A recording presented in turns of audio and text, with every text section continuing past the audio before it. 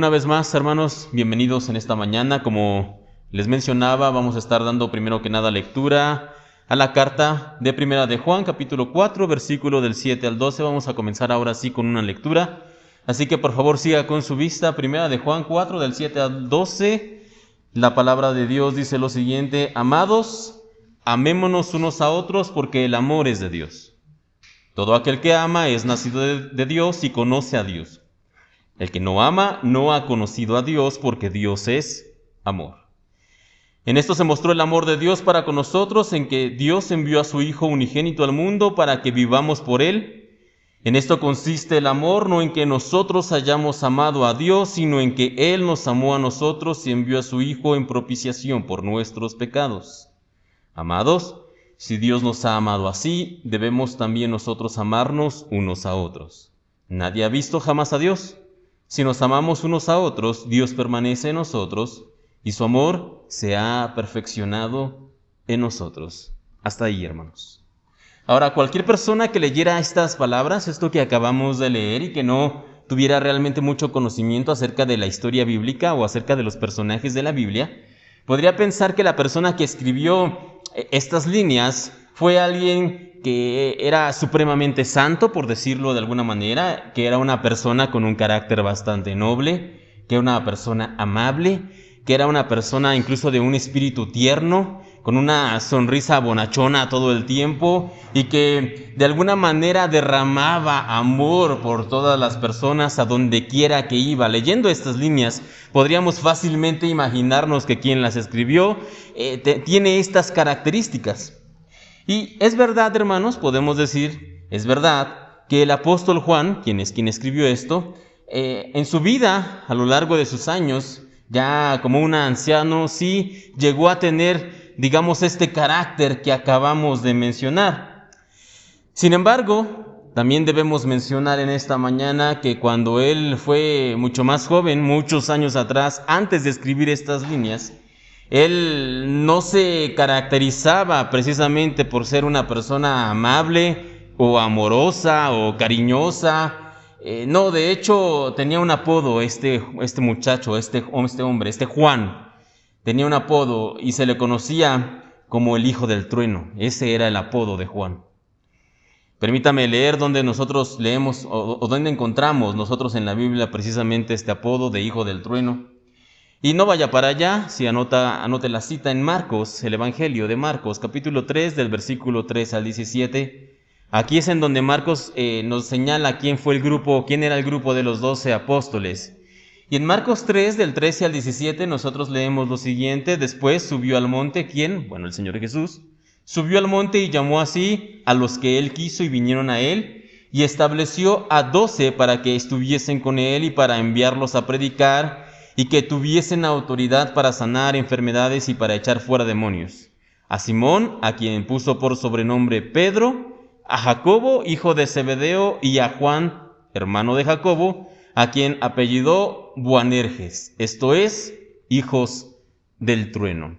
Esto básicamente, hermanos, es un apodo que el Señor Jesús le puso a estos hermanos, Juan y Jacobo, así como él le puso un sobrenombre a Simón. ¿Cuál era? ¿Pedro? Bueno, a Juan y a Jacobo también les puso un apodo. ¿Cuál era ese apodo? Boanerges, dice la Biblia. ¿Y qué significa esto? Bueno, una traducción a nuestro idioma sería hijos del trueno. Y este apodo que el Señor le dio a Juan y a su hermano los describía bastante bien. ¿En cuestión de qué? En cuestión de su carácter. Este par de hermanos eran, de acuerdo a lo que leemos en la Biblia, en su juventud, tempestuosos. También muchas veces eran arrogantes en lo que ellos decían. Eran codiciosos. Eran de alguna manera una tormenta a donde quiera que ellos llegaban. Hacían un alboroto, un escándalo. En pocas palabras, como el Señor mismo los describió, ellos eran hijos del trueno. Y aún con toda esta situación, con este carácter que podríamos decir para muchos de nosotros, son personas perdidas. Jamás el Evangelio va a penetrar en sus mentes y mucho menos en sus corazones.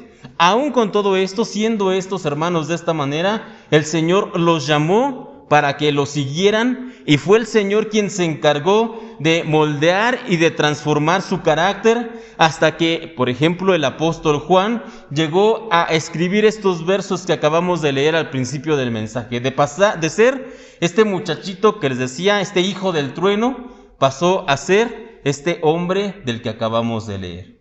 Y de hecho, en las cartas del apóstol Juan, hay un tema central, hay un tema que se repite bastantes veces y es el tema del amor. A través de sus cartas, cuando usted pueda leerlas con tranquilidad en la semana, usted puede darse cuenta que Juan constantemente nos invita a nosotros a que nos amemos los unos a los otros como hermanos, nos invita a amar a Dios, y todo este tema del amor en las cartas de Juan es tan característico que a lo largo del tiempo, entre nosotros, los creyentes, las iglesias, Juan se ha ganado un nuevo apodo. Ya no Boanerges, ya no hijo del trueno, no, ese ya no es su apodo más de Juan, no. Entre las iglesias, Juan tiene un nuevo sobrenombre. Se le conoce al apóstol Juan como el apóstol del amor, precisamente porque es un hombre que en sus cartas está constantemente hablando de este tema. Sin embargo, hermanos, pasar de ser el hijo del trueno a pasar ahora a llamarse o a ser considerado el apóstol del amor, no fue un cambio que sucedió de la noche a la mañana. Fue todo un proceso en donde el Espíritu Santo estuvo trabajando en la vida de este hombre. ¿Para qué? Para transformarlo a la imagen de Jesucristo. Y este fue un camino largo en la vida del apóstol Juan. Tuvo que aprender muchas cosas, tener muchas lecciones, y en esta mañana no vamos a ver todas, no nos alcanzaría quizá el tiempo, pero vamos a detenernos en 3 aspectos de la vida del apóstol Juan. Vamos a hacer algunas comparaciones entre el apóstol anciano o el Juan anciano y el Juan joven, y finalmente vamos a ver acerca de otro sobrenombre, porque tal vez Juan sea el apóstol que tiene más sobrenombres. Ya dijimos 2 por lo menos en esta mañana: hijo del trueno, el apóstol del amor, pero hay uno más y eso lo vamos a ver al final, y vamos a estar hablando de este hombre en este domingo. No obstante, antes de entrar de lleno a estos 3 episodios de la vida del apóstol Juan, hay que establecer un poquito acerca de quién es, de dónde viene, qué conocemos o qué sabemos acerca de él. Bueno, lo primero que tenemos que mencionar, hermanos, es que en el Nuevo Testamento nos encontramos por lo menos 2 personas que se llaman Juan. Ya, si usted se da cuenta, hemos estado hablando de otras personas y hay nombres como que se repiten, y Juan no es la excepción. Hay por lo menos 2 Juan que encontramos en la Biblia. Uno de ellos es Juan el Bautista, que no es el Juan del que vamos a estar hablando. Juan el Bautista era primo, por decirlo de algún modo, del Señor Jesús. Fue él el que comenzó a preparar, como era su ministerio, el camino para la llegada del Mesías. Él estuvo mucho tiempo en el desierto, después se comenzó a predicar, después comenzó a bautizar personas en el río.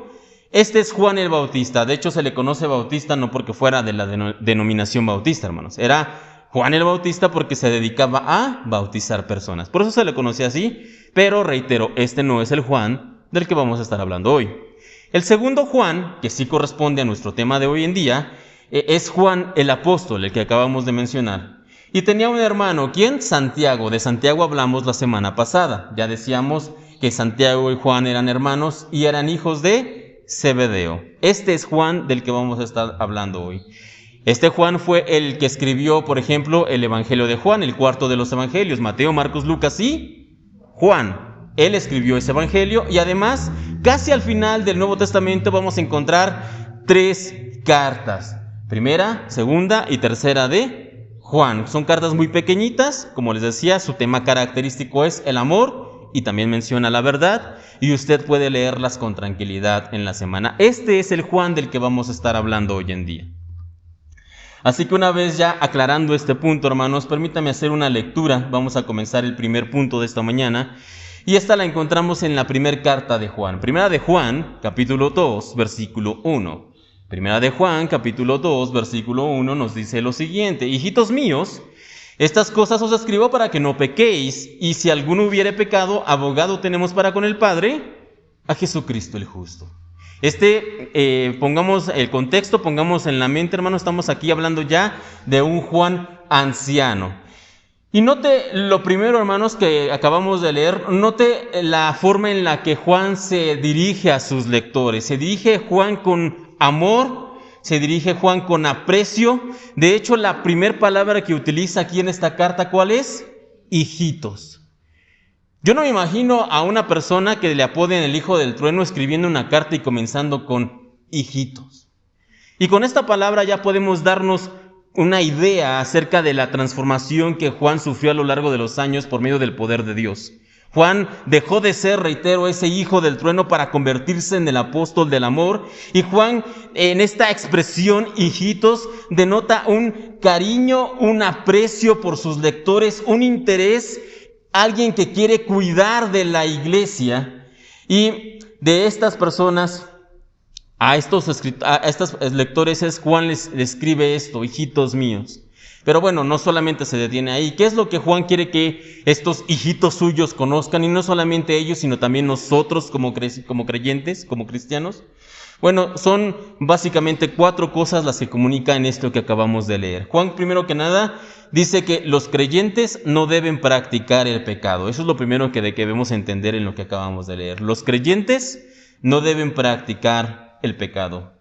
Sin embargo, también deja aquí en claro que los creyentes no somos perfectos. Punto número 2.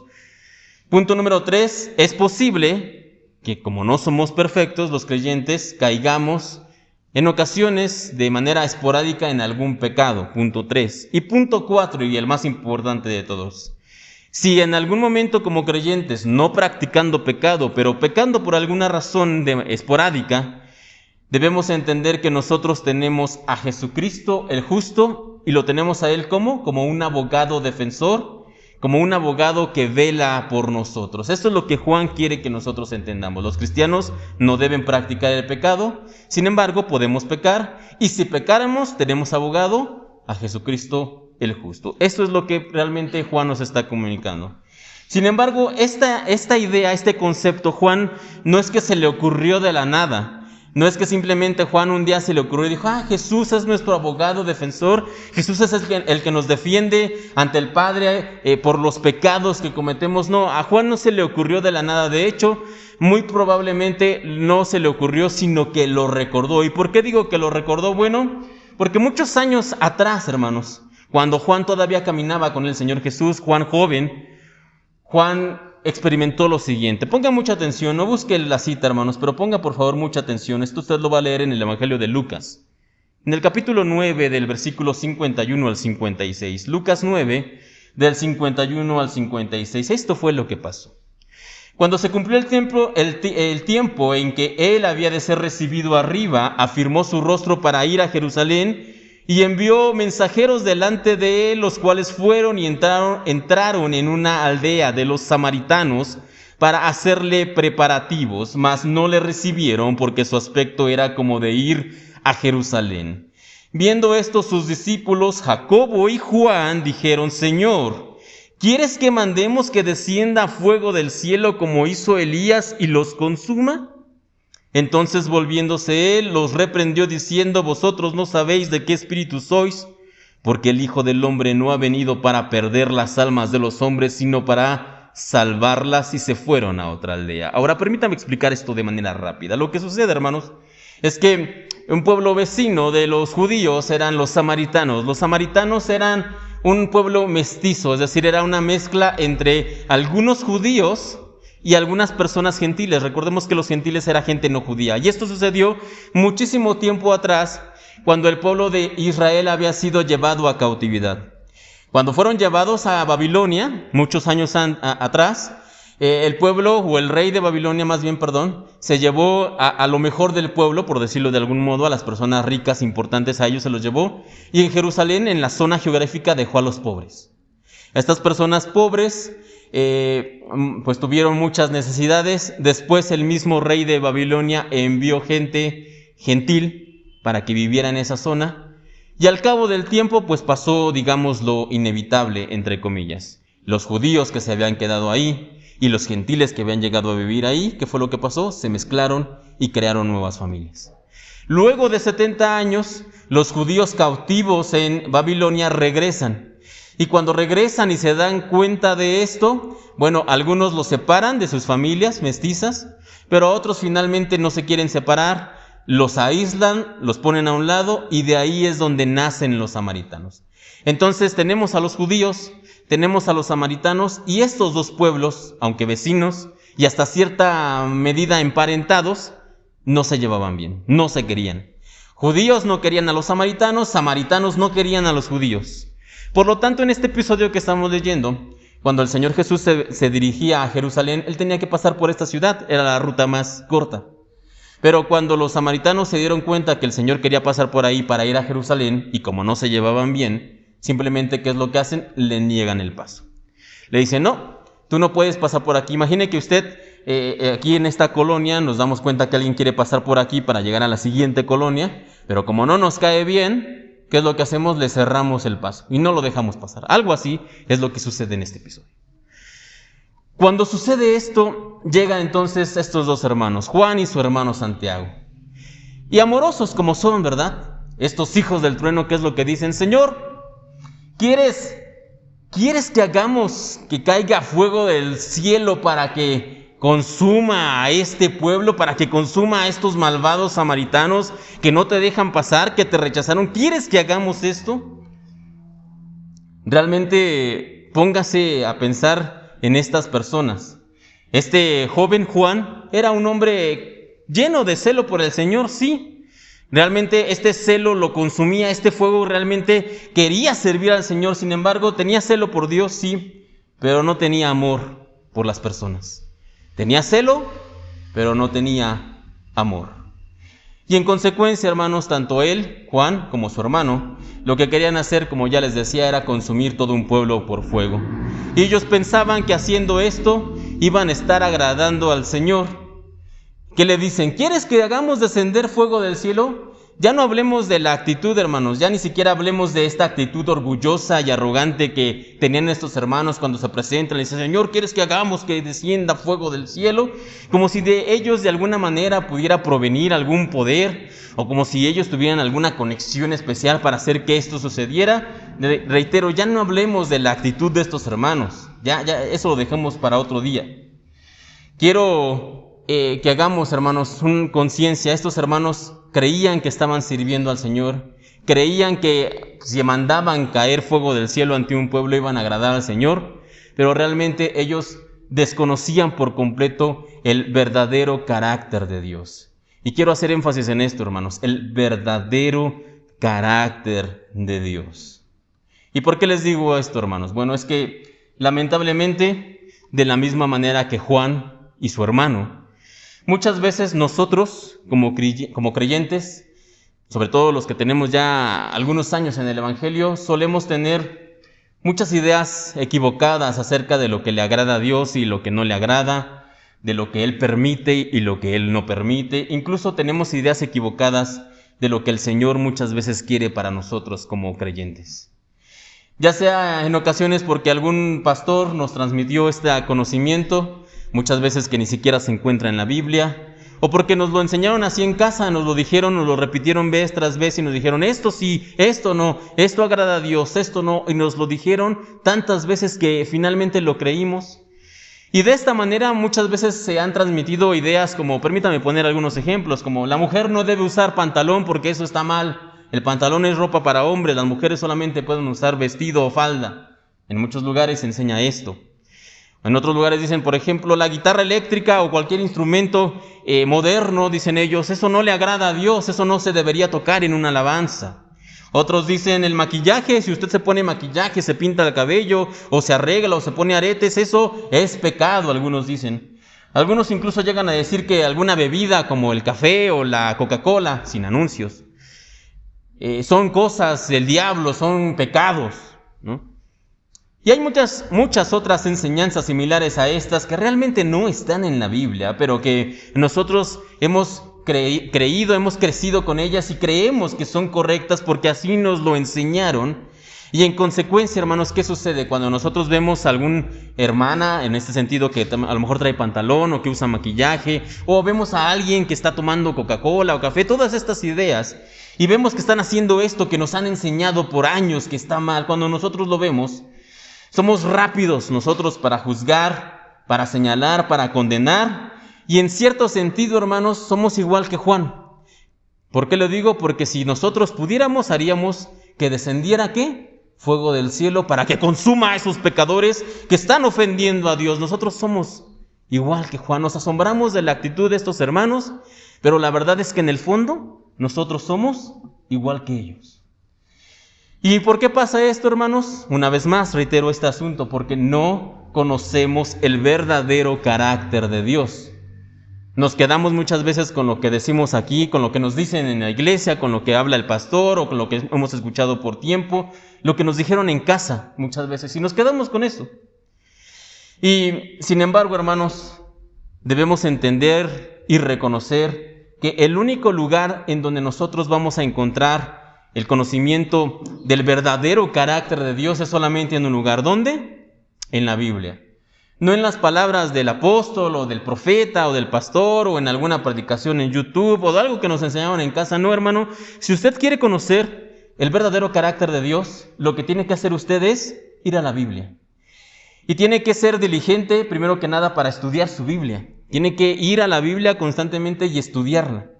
Ahora, cuando vaya y haga esto, también tiene que usted abordarla con honestidad, para aceptar lo que ella dice, y muchas veces puede pasar que encontramos que en la Biblia dice algo contrario a lo que nos enseñaron. ¿Y sabe qué hacemos? Lamentablemente muchas veces nos quedamos con lo que nos enseñaron en lugar de hacerle caso a la Biblia. Y aunque está claro, aunque la Biblia lo dice, aunque realmente ahí está establecido, nosotros nos quedamos con nuestra tradición. Y alguno de ustedes puede decir, no, eso no es posible. No es posible. Hace una semana que estábamos viendo la adoración ¿de qué? De ídolos. ¿Qué dice la Biblia? Prácticamente de una manera clara en contra de los ídolos. No se harán, ¿qué? Imagen. ¿Tenemos la misma Biblia que estas personas que tienen esta fe? Sí, prácticamente es la misma Biblia. Tiene el mismo pasaje, no te harás imágenes. ¿Y qué hacen estas personas? Adoran imágenes. Prefieren la tradición por encima de lo que dice la Biblia. Así que nosotros debemos ser honestos. Y si vamos y estudiamos y escudriñamos la Biblia, y en la Biblia encontramos algo contrario a lo que nos enseñaron, ¿a quién debemos hacerle caso? A la Biblia. No a nuestras tradiciones, no a lo que nos enseñaron. Por mucho que nosotros estemos casados o abracemos esto, tenemos que dejarlo y ahora abrazar la Biblia. Y finalmente, hermanos, para que esto funcione, y más importante que todo lo anterior, tenemos que pedirle al Señor que Él nos dé de su luz para poder entender su palabra. Así que, hermanos, si usted quiere conocer el verdadero carácter de Dios, reitero, tiene que ir a la Biblia, tiene que estudiarla, tiene que ponerla por encima de todo y tiene que pedirle al Señor que Él le permita comprenderla realmente. Regresemos ahora a la historia de Juan. Si el apóstol Juan realmente hubiera conocido el carácter de Dios, pero no por tradiciones ni por lo que él creía que agradaba a Dios, ni por lo que él pensaba que era lo correcto, sino por medio de la Biblia, si el apóstol Juan hubiera conocido el carácter de Dios realmente por medio de las Escrituras, él habría recordado que el mismo Dios en su palabra es el que dice en el Salmo 46, versículo 10. Salmo 46, 10 dice, estad quietos y conoced que yo soy Dios. Seré exaltado entre las naciones, enaltecido seré en la tierra. Estas son las palabras de Dios. Así que, ¿qué es lo que dice el Señor que debemos hacer cuando la gente no lo acepta? Cuando la gente a veces se burla. Dice que debemos pedirle que los castigue, que debemos pedir que caiga fuego para que los consuma. No, ¿qué dice el Señor que debemos hacer nosotros ante esas circunstancias? Dice, estad quietos. Él se va a hacer justicia Él mismo. Él va a hacer que su nombre esté engrandecido Él mismo. Dice el Señor, estén quietos, ustedes estén quietos. Mi nombre finalmente va a ser engrandecido entre las naciones. No se preocupen si se burlan de los creyentes, si se burlan de que creen en Dios, si no los dejan pasar como en el caso del Señor Jesús. Por eso la actitud del Señor Jesús era tranquila. Dijo, finalmente debemos estar quietos, como dice la palabra. y ellos lo reconocerán. Ellos van a reconocer a Dios finalmente. Eso es lo que Juan debería haber hecho, pero él no lo entendió de esa manera. ¿Por qué? Porque no conocía el verdadero carácter de Dios por medio de las Escrituras. Eso es lo que debemos aprender en primera instancia. Sin embargo, esta no es la única lección, ni siquiera es la más importante que Juan iba a aprender ese día. ¿Y por qué lo digo? Bueno, porque cuando esto sucedió, cuando esto ocurrió, que Juan y su hermano fueron con el Señor y le dijeron: Señor, ¿quieres que hagamos que caiga fuego del cielo? Ellos ya se habían prácticamente constituido en juez, en jurado y en verdugo. Y ellos ya habían decidido, ya habían determinado que todo ese pueblo estaba condenado a morir a causa del fuego porque habían rechazado al Señor Jesús. Ellos ya habían hecho esto, ellos ya eran juez, jurado y verdugo, ya habían hecho toda su resolución. Y ante esto, hermanos, ¿qué es lo que pasa? Bueno, en la historia nos dice que el Señor Jesús se pone entre sus discípulos que ya estaban condenando al pueblo y entre el pueblo mismo. Y Él actúa en ese momento como, podemos decirlo, como una especie de abogado defensor. Él intercede por este pueblo, les dice que no va a pasar esto. El Señor se convierte, digamos, en el abogado de estos samaritanos. Ahora, lo que nosotros no sabemos, hermanos, es cuántas veces pasó esto, pero no creo que haya sido la única ocasión. Y no creo que haya sido solamente con Juan. Seguramente Juan, Pedro, Jacobo, Santiago y el resto de los discípulos en muchas ocasiones se apuraron para hacer juicios, para condenar, para señalar, y en más de una ocasión el Señor tuvo que tomar este papel. En más de una ocasión el Señor tuvo que ponerse entre los que estaban condenando y los discípulos, tuvo que ponerse en el medio y ser un abogado defensor para estas personas. Y esta actitud del Señor fue tan reiterada y tan contundente en la vida de Juan y del resto de los discípulos, que muchos años más adelante Juan, ya como anciano, recuerda esto de su Señor, recuerda esto de Jesús. Y entonces escribe de Él. ¿Y cómo dice que es Él? Jesús es, dice, el abogado que tenemos para con el Padre. Y como les decía hace un momento atrás, no lo escribió simplemente porque se le ocurrió, porque sonaba bonito, porque si alguno de vosotros pecare, abogado tenemos para con el Padre. No lo escribió Juan simplemente porque sonaba bien. Juan lo escribió porque lo vio y porque lo vivió vez tras vez. Juan vio cómo el Señor Jesús se ponía en el medio de él, los que estaban señalando y los que estaban siendo condenados, y Jesús se comportó como un abogado. Lo vio una y otra y otra y otra vez. Y entonces Juan, de anciano, recuerda y dice: hermanos, nosotros tenemos un abogado para con el Padre.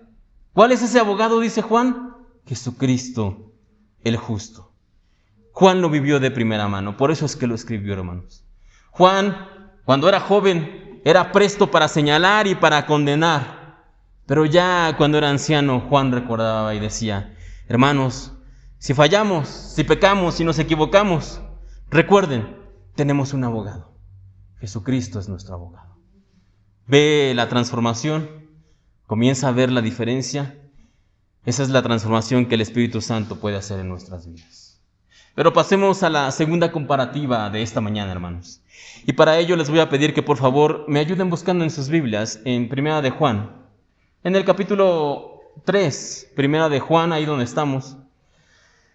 Capítulo 3 de Primera de Juan, vamos a leer el versículo 10 y el versículo 11.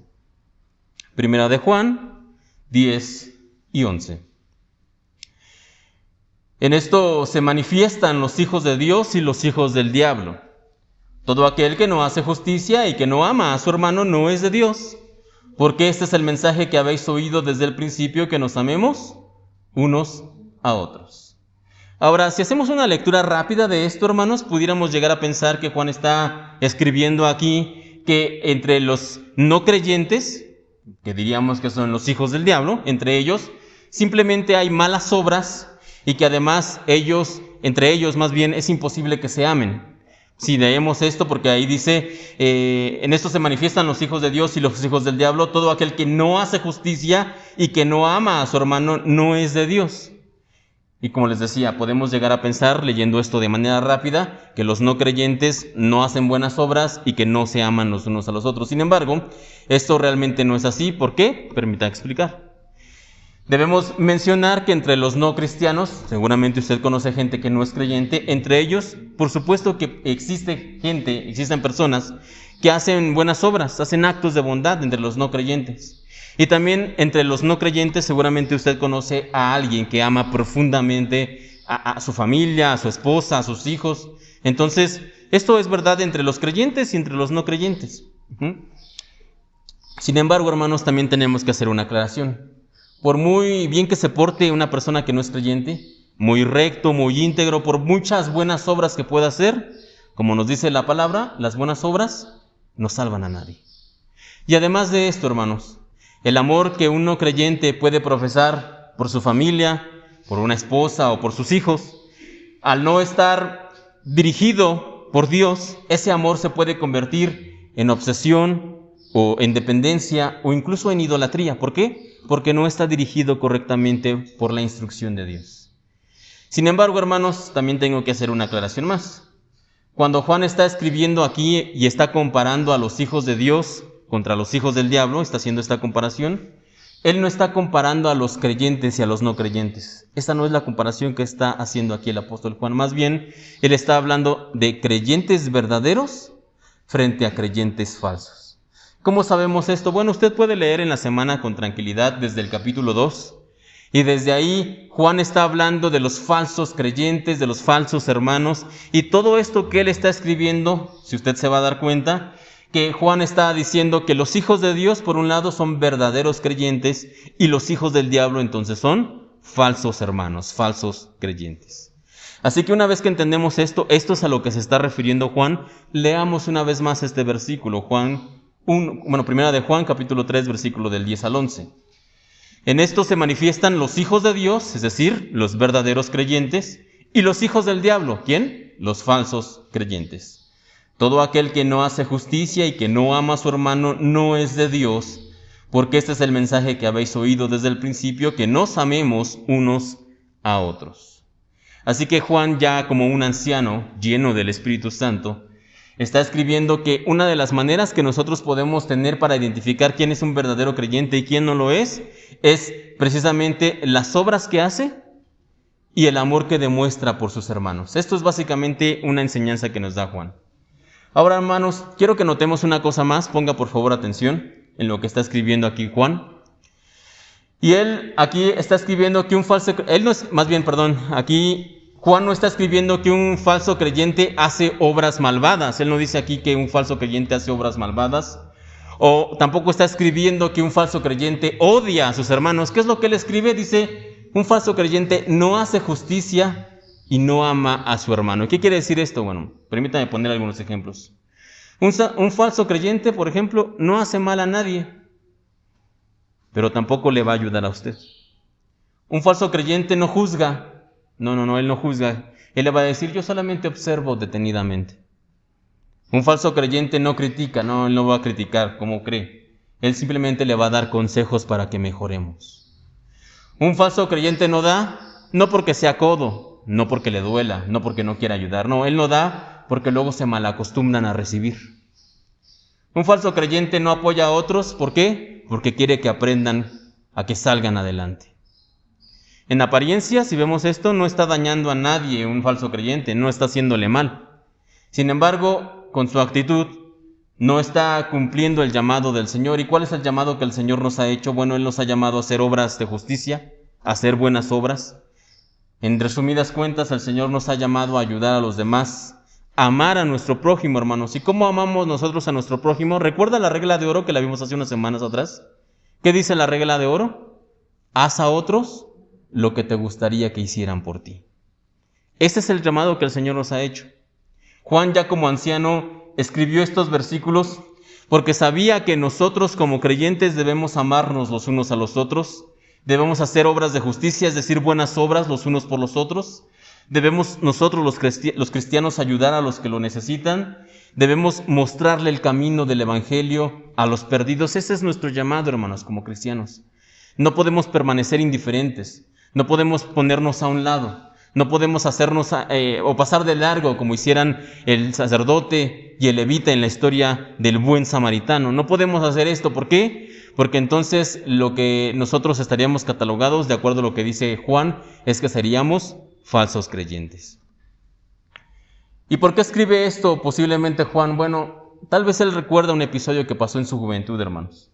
Juan, cuando era joven, él pensaba de una manera distinta. Él no creía tanto en eso de amarse los unos a los otros, ni de hacer buenas obras entre creyentes. Él realmente no creía tanto esto. ¿Por qué lo digo? Bueno, porque leemos un episodio, hermanos, en Marcos, el Evangelio, en el capítulo 9, versículo 38. De hecho, esta es la única vez que encontramos a Juan hablando solo. Siempre encontramos Juan y Jacobo, Juan y Pedro, Juan con alguien más, pero esta es la única ocasión que encontramos a Juan.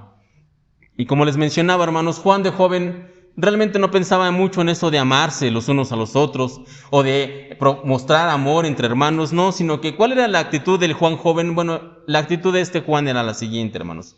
Marcos 9:38, por favor ponga atención. Juan le respondió diciendo: Maestro, hemos visto a uno que en tu nombre echaba fuera demonios, pero él no nos sigue y se lo prohibimos porque no nos seguía. Ahora pregunta, hermanos, ¿por qué Juan y el resto de los discípulos actuaron de esta manera? ¿Será acaso que lo hicieron porque no era parte del grupo esta persona que estaba echando fuera demonios en el nombre del Señor Jesús?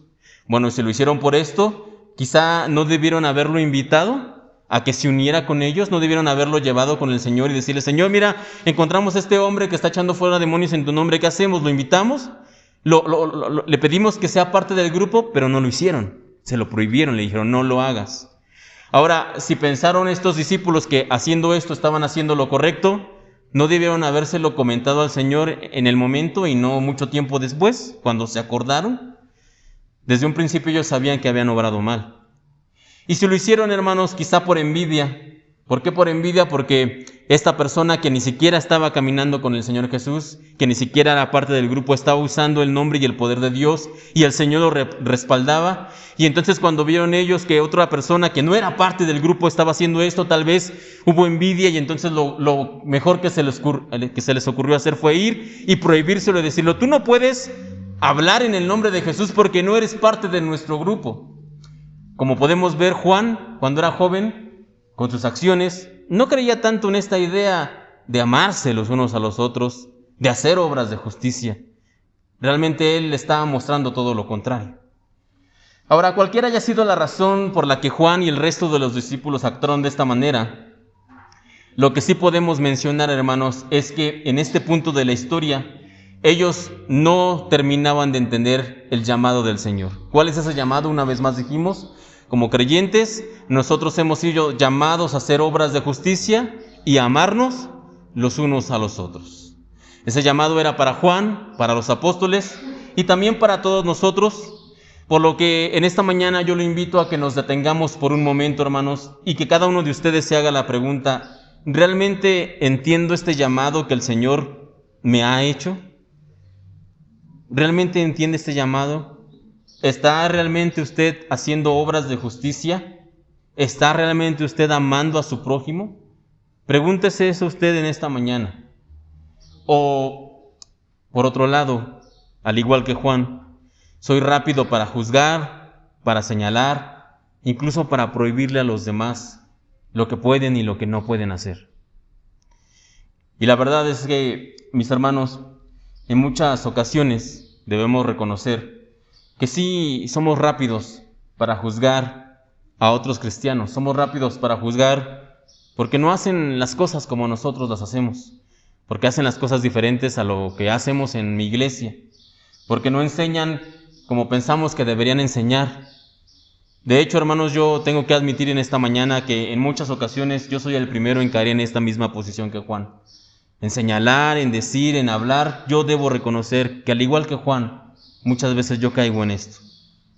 Pero si algo nos enseña esta historia en la vida del apóstol Juan, hermanos, si algo nos enseña esto y la transformación que tuvo por el poder de Dios, es que nosotros como cristianos debemos aprender a que antes de juzgar mejor deberíamos pedirle al Señor que nos ayude a amar.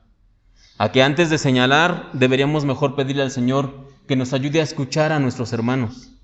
que antes de prohibirle lo que pueden y lo que no pueden hacer, deberíamos pedirle al Señor que nos enseñe a amar como el Señor nos ama, como Cristo nos ama.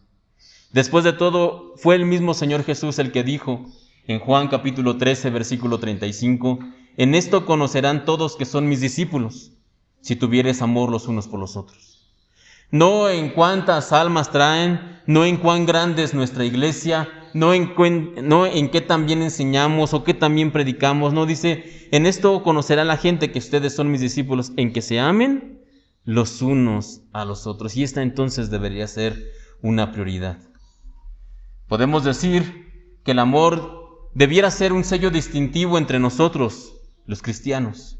Y el verdadero amor debe conducirnos entonces a la unidad, hermanos, no a la separación como muchas veces lo hemos visto, sobre todo hoy en día entre iglesias.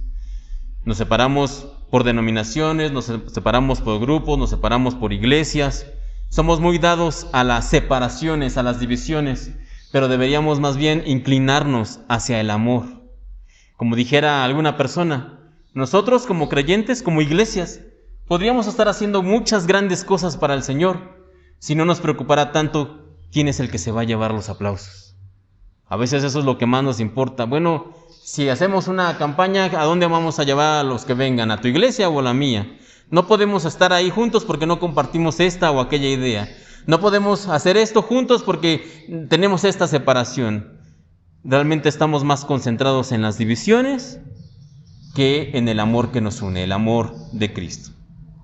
Sin embargo, hermanos, también debo hacer una aclaración muy importante antes de pasar al tercer punto de esta mañana, hermanos. Y es que el hecho de que nosotros como creyentes, como decíamos ahorita, tengamos un llamado a servirnos y amarnos los unos a los otros, esa debe ser nuestra prioridad, es un hecho.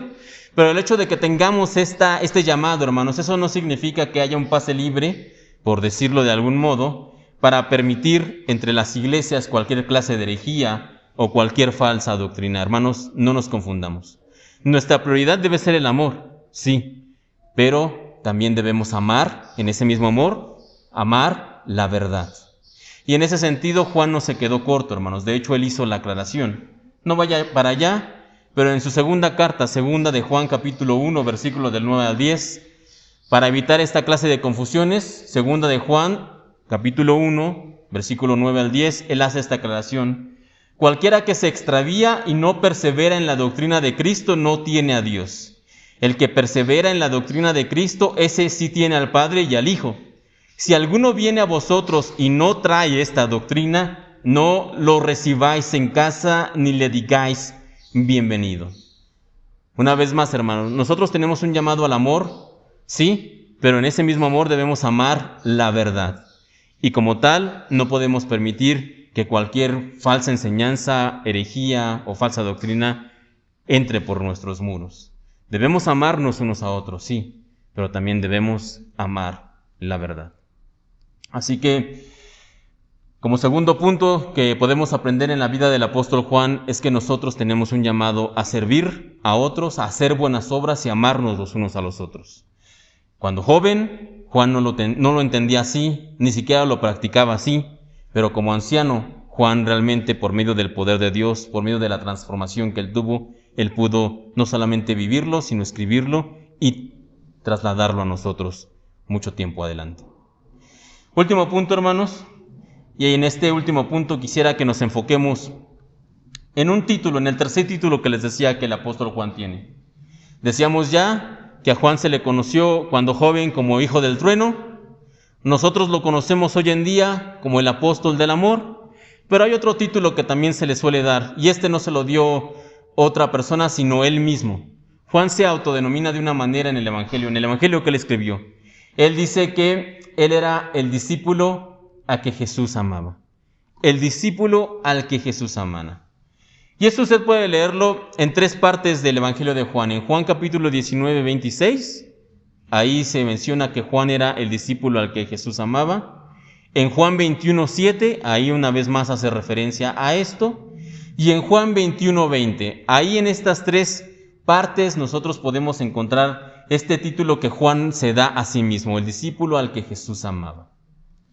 Y en primera instancia, cuando nosotros leemos esto, De alguna manera pudiéramos llegar a pensar que Juan se toma demasiada libertad al autodenominarse de esta manera, porque podríamos preguntarnos, bueno, ¿cómo es que él sabía que era el discípulo al que el Señor amaba? ¿Por qué se pone este nombre? Podríamos incluso llegar a pensar, ¿acaso Juan no está aquí pecando de orgullo cuando se pone aquí este título, el discípulo al que el Señor amaba? ¿No está cayendo aquí Juan en sus antiguas prácticas arrogantes cuando él afirma, yo soy el discípulo al que Jesús amaba? Pudiéramos llegar a pensar, no sé si en alguna ocasión este título que Juan se da le pudiera sonar un tanto orgulloso o algo por el estilo. Sin embargo, hermanos, quiero que entendamos en esta mañana que esta autorreferencia que hace Juan, lejos de ser una cuestión de orgullo, es más bien un signo, todo lo contrario, es un signo de humildad. Es un signo de un carácter que ha sido transformado por el Señor y también es una demostración de agradecimiento por la gracia que ha recibido, una gracia inmerecida. Y permítanme ahondar ya como puntos finales en estas dos cuestiones en esta mañana. Como les decía, por un lado, cuando Juan en estos pasajes se identifica como el discípulo al que el Señor amaba, ahí podemos ver humildad en las palabras del apóstol Juan. ¿Y por qué digo que hay humildad ahí? Bueno, porque Juan, primero que nada, ni siquiera usa su nombre para identificarse. Él ni siquiera dice, entonces yo estaba ahí, entonces yo vi esto. No, él ni siquiera quiere usar su nombre. ¿Por qué? Por un motivo de humildad. Lo único que se le ocurre hacer o usar más bien en ese lugar es el discípulo al que el Señor amaba. Él podría haber identificado ahí su nombre. ¿Por qué? Porque él escribió ese evangelio. Pero no lo hizo así. Él usa este título para referirse a sí mismo. ¿Por qué? Porque si lo pensamos realmente por un momento, el discípulo al que el Señor amaba se puede referir a cualquier seguidor de Cristo. En otras palabras, él no se sentía nada especial. El discípulo al que el Señor amaba. Hermanos, ¿cuántos de aquí sienten que el Señor los ama? ¿Puedo ver sus manos? Entonces el título, el discípulo al que el Señor ama, ¿no le queda a usted? ¿Y a usted? ¿Y a usted? ¿Y a usted? ¿O a usted? Entonces este título realmente no es nada especial. Es realmente, como les decía, una cuestión de humildad. Juan no está escribiendo aquí el discípulo al que el Señor amaba por orgullo. Lo está escribiendo, ¿por qué? Porque el Señor lo ha transformado y ha convertido ese corazón orgulloso en algo diferente. Lo ha llevado a la humildad. Ya lejos quedó aquel Juan que junto con su hermano en cierta ocasión se acercaron al Señor y le dijeron, Señor, por favor, concédenos sentarnos en tu gloria en el trono de la izquierda y la derecha. Por favor, permítenos tener estos tronos de excelencia. En cierta ocasión, Juan y su hermano se acercaron al Señor para pedir esto. Ya no vemos aquí a la arrogancia de aquel joven que quería que fuego cayera del cielo para consumir a todo un pueblo. No, ya no está aquí ese Juan. Ya no hay rastro de esa persona que con un celo equivocado incluso le prohibía a los demás, tú no puedes predicar de Cristo porque no estás con nosotros, porque no eres de nuestra iglesia, porque no eres de nuestro grupo. Ya no hay rastro de ese Juan. Ahora vemos un Juan humilde, un Juan anciano que dice, el discípulo al que el Señor amaba. ¿Por qué? Porque el Señor nos ama a todos. Juan ya ha sido aquí transformado y como les estaba comentando, hermanos, él se identifica como el discípulo al que el Señor amaba. ¿Por qué? Porque lo está haciendo en una actitud de humildad que el Espíritu Santo le ha concedido. Y esto mismo nos lleva a la segunda cuestión, hermanos, por la que Juan está utilizando aquí este título. El discípulo al que el Señor amaba. Esta frase no solamente está carente de orgullo, sino que también parece que Juan la escribe con una alegría, pero también con asombro. Es como si Juan estuviera, cuando está escribiendo esto, como si él preguntara, ¿cómo es posible? Cuando está escribiendo esto y recordara toda la historia que vivió con el Señor Jesús, y estuviera preguntándose, ¿cómo es posible que cuando yo era joven, un joven impulsivo, orgulloso, arrogante, ambicioso, con todo esto, ¿cómo es posible que con todos estos pecados tan evidentes, el Señor Jesús me llamara, me pidiera que lo siguiera? ¿Cómo es posible que el Señor me amara con todo esto que yo tenía en mi vida? Juan pareciera que se está preguntando esto. El discípulo al que el Señor amaba es una frase, hermanos, realmente que nosotros leemos y está llena de sorpresa. ¿Por qué? Porque Juan no puede creer, no le cabe todavía en la mente que el Señor le haya dado esa gracia inmerecida. Juan, cuando escribe el discípulo al que el Señor amaba, es básicamente Juan sorprendido diciendo: ¿cómo es posible que el Señor me amara? ¿Cómo es posible que el Señor me amara como era en ese entonces, como soy todavía ahora? ¿Cómo es posible que el Señor me amara? Por eso esta frase, el discípulo al que el Señor amaba, no es una frase de orgullo, hermanos. Es una frase humilde y es una frase que denota asombro por el amor y por la gracia de nuestro Señor. De hecho, Juan no es el único que encontramos en la Biblia sorprendido por esta situación. Ya desde el Antiguo Testamento, el profeta Miqueas también hacía esta situación, esta observación.